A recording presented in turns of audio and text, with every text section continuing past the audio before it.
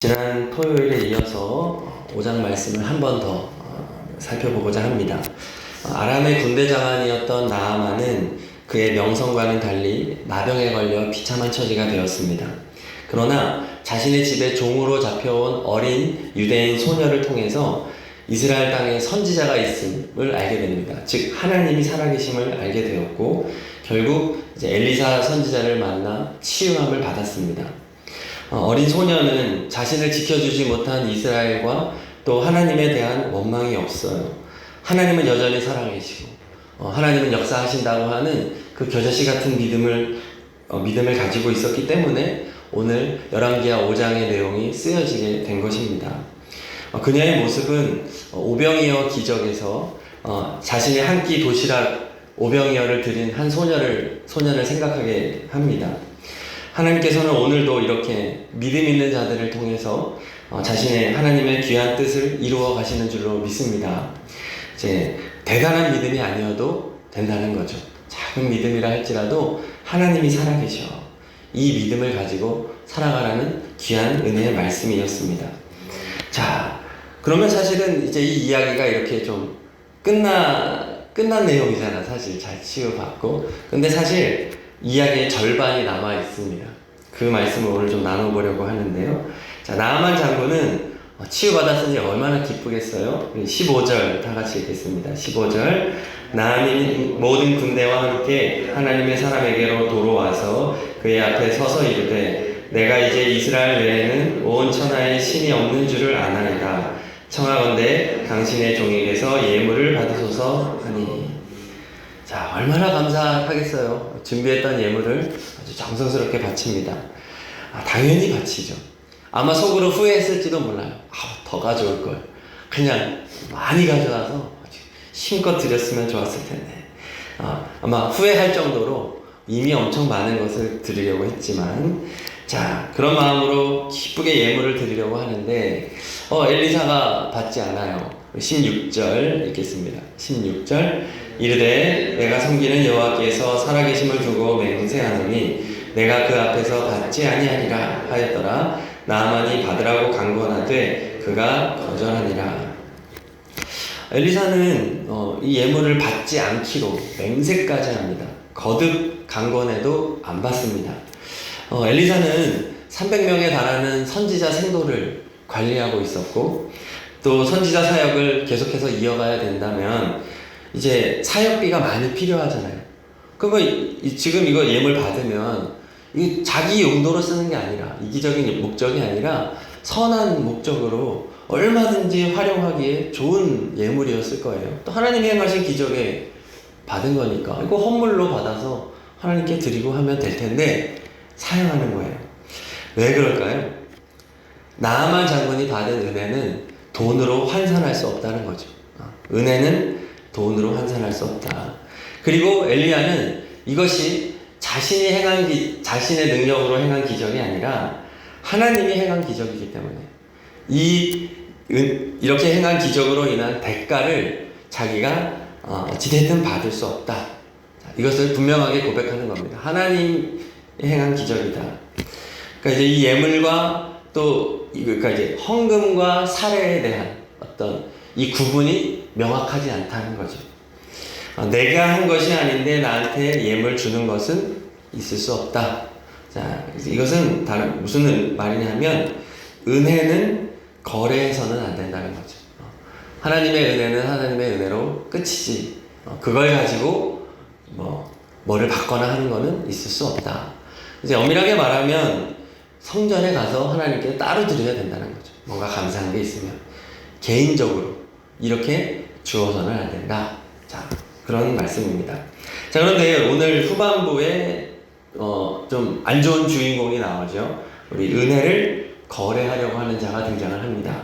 20절 읽겠습니다. 20절 하나님의 사람 엘리사의 사환 게하시가 스스로 이르되 내 주인이 이 아람 사람 나아만에게 면하여 주고 그가 가지고 온 것을 그의 손에서 받지 아니하였도다. 여호와께서 살아계심을 두고 내가 그를 쫓아가서 무엇이든지 그에게서 받으리라 하고 엘리사의 종이었던 게하시가 탐욕을 품은 겁니다. 스스로 맹세까지 하면서 나아만을 쫓아가 예문을 받아내려고 하고 또 결국 받아내죠.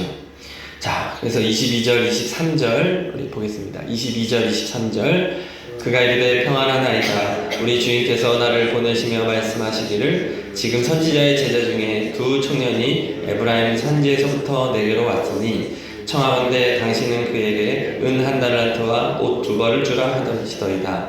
나아만이 이르되 바라건대 2달란트를 받으라 하고 그를 강권하여 은 2달란트를 2전대에 넣어 매고 옷 2벌을 아울러 2 사환에게 지우매 그들이 게하시 앞에서 지고 가니라. 나아만은 기꺼이 예물을 내어줍니다.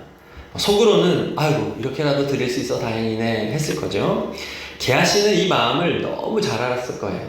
그러니까 이제 계략대로 다 받아낸 거예요. 더 받아냈죠. 결국 지금 게하시는 어떻게 됩니까? 10계명의 마지막 계명인 탐내지 말라는 계명을 먼저 어기고 그 다음에 자기 것이 아닌 것 취하야 하지 말아야 될 것을 받아냈으니까 도둑질한 8계명을 연이어서 범하게 되죠.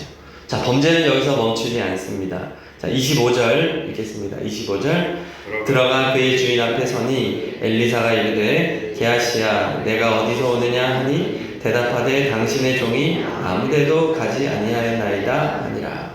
자, 거짓 증언하지 말라를 또 어겼죠. 그리고요, 자신의 부모와 같은 엘리사의 뜻을 어기고 예물을 받아냄으로써 5계명, 부모 공경의 계명 또한 어겼습니다. 그리고 지금 게하시가 범한 범죄는 사람에 대한 범죄이기 이전에 하나님에 대한 범죄죠. 하나님보다 돈을 더 사랑하고 돈을 우상시하고 그렇게 10계명의 1, 2계명을 어긴 것이고 또 20절에서 여호와께서 살아계심을 두고 맹세하노니 내가 받아내겠다. 하나님의 거룩하신 이름을 함부로 망령되이 이르는 10계명, 3계명을 어긴 거예요. 정리하자면 게하시는 오늘의 범죄를 통해서 10계명 1, 2, 3, 5, 8, 10 무려 6개의 계명을 연쇄적으로 범하게 된 것입니다. 게하시의 교만과 탐심의 결과로 근데 그 근본은 뭐였냐면 하나님의 은혜를 거래하려고 했던 것. 엘리사는 그것을 차단했지만 게하시는 그것을 차단하지 아니하고 자신의 탐욕에 내어줌으로써 은혜를 거래하려는 자들이 얼마나 추잡하고 더러워지는지를 보여주고 있는 것입니다. 그냥 죄로 꽉 찬 사람으로 변해버린 것이죠. 은혜를 거래하려고 하는 자. 게하시의 범죄가 정말로 악한 이유는 그가 엘리사의 종이라는 겁니다. 그동안 엘리사의 곁에서 얼마나 위대한 하나님의 역사하심을 두 눈으로 목격했습니까? 가장 많은 것을 목격한 사람이에요. 하나님 살아계시죠. 믿는 자를 기뻐하시고 믿음 없는 자를 책망하시고 징계하시는 분이라는 것을 너무나 잘 알고 있는 사람이 바로 이 게하시예요. 그럼에도 불구하고 탐심의 마음을 내어주고 이렇게 망가지게 된 것입니다. 하나님은 다 아시죠? 우리 26절 읽겠습니다. 26절 엘리사가 이르되 한 사람이 수레에서 내려 너를 맞이할 때 내 마음이 함께 가지 않느냐 지금이 어찌 은을 받으며 옷을 받으며 감람원이나 포도원이나 양이나 소나 남종이나 여종을 받을 때이냐. 네. 엘리사는 다 알고 있습니다. 왜냐하면 하나님이 알려주셨기 때문이죠. 수넴 여인이 아들이 죽었을 때는 몰랐습니다. 그러나 지금은 하나님이 알려주시죠. 하나님께서 알려주시는 범위 내에서 선지자는 알 수 있는 건데 이 사건에 대해서는 하나님이 다 알려주셨습니다. 모든 것을 다 감찰하시는 하나님, 게하시의 범죄를 다 지켜보신 하나님.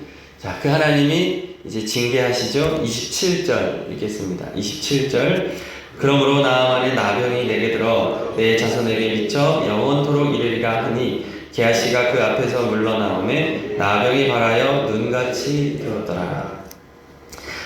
자, 나아만 장군은 자신의 교만을 버리고 십자가 보혈의 죄를 씻음으로 정결함을 얻었습니다. 믿음의 길을 그리고 가기로 결단하죠. 그러나 반대로 게하시는 정결한 자로 출발하여 교만이 들어가 썩고 부패하고 더럽고 이런 나병, 죄인이 됐다. 자, 그는 이제 엘리사에게 버림받았고 나병 환자로서 격리된 곳에서 어둡고 음침한 곳에서 비극적인 여생을 보냈을 것입니다.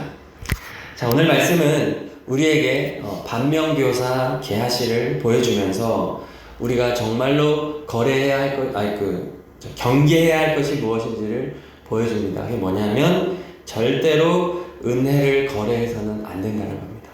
은혜는 오직 하나님, 그리고 우리는 하나님의 종, 하나님이 쓰는 도구에 불과하다. 종이 자신의 권리를 주장하거나 자신이 마땅히 무언가를 하나님의 은혜를 통해서 받아내려고 한다는 거, 이거는 크나큰 죄악이다. 그것은 너무나 큰 탐욕이고 그것으로부터 출발된 마음이 연쇄적인 죄를 더 확산되도록 만든다. 추악하고 부패한 자가 되어버린다. 그리고 가장 비참한 것은 무엇이냐면 더 이상 하나님의 종으로 쓰임받을 수 없다는 것입니다. 버림받아야 돼요. 이제 남은 여생은 열매도 없고 기쁨도 없고 감사도 없고 파멸의 인생을 살게 된다. 자, 그것을 보여주고 있는 말씀입니다. 굉장히 좀 두려운 말씀이죠. 저는 저 개인의 간증을 좀 하고 마치도록 하겠습니다. 저는 지난 임시당의 이후에 솔직히 마음에 억울함이 있었습니다. 제가 좀 피해자라는 생각도 있었어요. 그리고 당의 다음날 나름대로 부모님도 만나고 대화도 나누면서 많이 좀 해결이 됐다고 생각을 했습니다. 근데 다시 교회로 돌아오자 마음이 너무 무거운 거예요. 그래서 이건 아니지. 찬양을 해야 되겠다. 내가 해야 되는 것은 원망이나 불평이 아니라 찬양이지. 내 본분을 찾아야 돼. 그래서 이제 성가대실에 가서 찬양을 좀 불렀습니다. 이제 몇 곡을 부르고 그러다가 이제 예수 가장 귀한 그 이름이라는 찬양을 제가 부르게 되었어요. 그때였습니다. 제 마음속에 갑자기 너는 이 찬양을 부를 자격이 없다. 마음이 확 오는 거예요. 육성은 아니고 성령의 감동이 확 왔습니다. 야, 너는 청빙 설교 때 오직 예수님을 주인이라고 고백하고 너 예수 복음을 외쳤잖아. 그러면 네 역할 다 한 거 아니야? 너 그거 설교해가지고 효자교회 담임 목사 되려고 한 거냐? 아주 깊숙이 제 마음을 찌르시더라고요. 아무 말도 할 수 없었습니다. 저는 솔직히 저도 부목사 생활을 좀 마무리하고 좀 안정적인 삶을 살고 싶은 마음이 저에게 있었기 때문이죠. 이제 가족들과 함께 나그네 생활을 좀 접고 싶었고 또 한 곳에 정착해서 자녀들도 안정적으로 키우고 싶고 성도들과도 깊은 관계를 맺으면서 어떻게 보면 좀 여유롭고 행복한 삶을 살고 싶었던 그 마음이 저에게 있었던 거예요. 사실이죠. 그러한 마음은 목회자로서는 품어서 안 되는 마음이야 라고 주님이 알려주셨습니다. 저의 자기소개서, 청빙 설교 다 하나님이 저에게 베풀어 주신 은혜를 나눈 것 뿐이고 그 은혜를 가지고는 저는 어떠한 거래도 해서는 안 됐던 겁니다. 근데 저는 마음속으로는 그래, 나 최선을 다했지. 나름대로 잘한 것 같은데 그러면 이번에 담임이 꼭 되면 좋겠다. 그런 마음을 자꾸 품었던 거예요. 결론적으로 제가 드리고 싶은 말씀은 다름 아닌 제가 게하시라는 사실입니다. 제가 주님께 악한 마음을 품었고 품지 말아야 될 마음을 품었습니다. 그래서 제가 주님 앞에 찬양을 멈추고 이제 회개 기도를 드렸습니다. 은혜를 거래하려는 저의 악함을 고백드렸고 그리고 그날 주님께서는 제 마음의 짐을 덜어주셨습니다. 여전히 주님께 죄송한 마음이고 더 사죄하는 마음으로 저는 살아가려고 합니다. 그리고 오늘 성도님들께도 좀 사죄의 말씀을 드리려고 합니다. 제가 잘못된 마음을 품은 것은 하나님에게도 잘못한 것이지만 우리 성도님들에게도 죄를 지은 것이기 때문에 그렇습니다. 목회에 전념하지 못하고 좀 분주한 마음으로 탐심으로 달려왔던 시간들을 우리 성도님들도 용서해 주시기를 바랍니다. 저는 이제 가장 낮은 자의 모습으로 좀 겸손히 주님을 높이고 또 하나님이 저에게 허락한 시간까지 효자교회에서 최선을 다해서 말씀 전하고 또 우리 맡은 사역을 최선을 다해서 섬기도록 하겠습니다. 자, 이제 부디 저를 용서해 주시고 이제 효자교회를 위해서 기도해 주시기를 바랍니다. 우리가 다른 사람에 대한 원망이나 불평의 마음을 품어서는 문제가 해결되지 않습니다. 자신을 돌아보고 오히려 남이 아닌 내가 게하시일 수 있다, 내가 아합일 수 있다, 내가 회개해야 된다 라고 하는 마음을 하나님께서 우리에게 주시는 것 같습니다. 만약에 우리가 이러한 어떻게 보면 징계와 같은 시간들을 잘 통과한다면 하나님께서 반드시 놀라운 회복의 역사를 나타내 보이실 줄로 믿습니다.